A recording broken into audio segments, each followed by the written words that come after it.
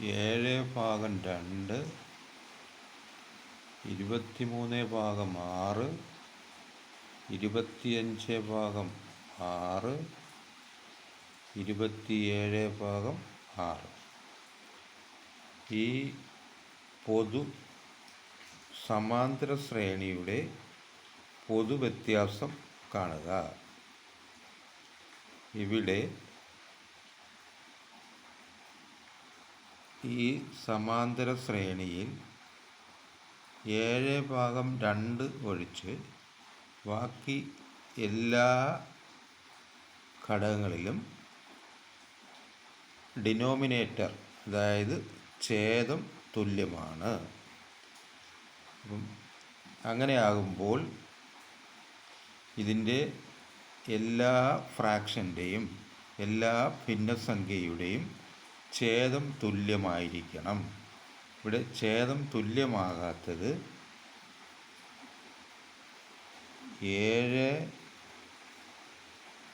7/2 അതിൻ്റെ ഛേദം തുല്യമാക്കണമെങ്കിൽ ഇവിടുത്തെ ഛേദം 2. 2നെ മറ്റ് ഫ്രാക്ഷനിൽ കാണുന്നത് പോലെ ഛേദം 6 ആക്കണം. ഇതിൻ്റെ ഛേദം 6 ആക്കണമെങ്കിൽ 2നെ 3 കൊണ്ട് ഗുണിക്കണം. അപ്പോൾ 2നെ 3 കൊണ്ട് ഗുണിക്കുമ്പോൾ 2 ഗുണം 3, അതുപോലെ തന്നെ വിലയിൽ വ്യത്യാസം വരാതിരിക്കാൻ 7നെയും 2 കൊണ്ട് ഗുണിക്കണം. അപ്പോൾ ഫ്രാക്ഷൻ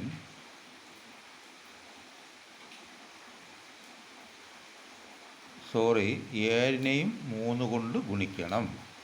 2നെ 3 കൊണ്ട് ഗുണിച്ചതുപോലെ 7നെയും 3 കൊണ്ട് ഗുണിക്കണം. അപ്പോൾ ഫ്രാക്ഷൻ 21/6 എന്നായി.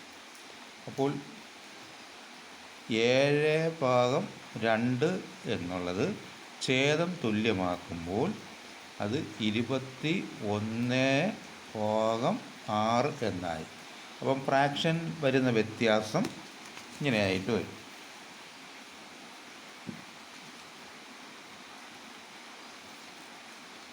ഫ്രാക്ഷനിൽ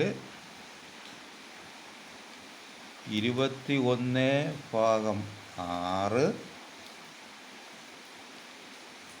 23/6 25/6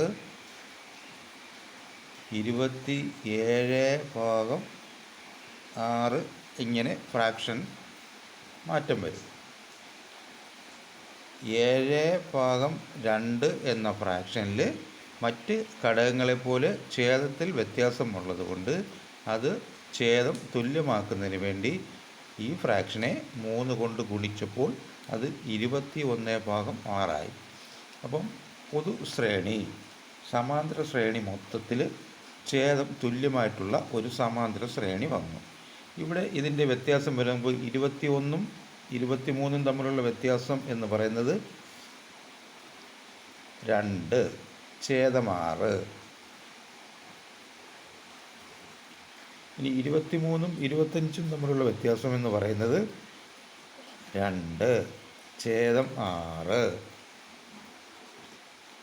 25ഉം 27ഉം തമ്മിലുള്ള വ്യത്യാസം എന്ന് പറയുന്നതും 2 അതിൻ്റെ ഛേദം 6. ഇവിടെ കോമൺ ആയിട്ട് ഇതിൻ്റെ പൊതു വ്യത്യാസം എന്ന് പറഞ്ഞാൽ 2/6.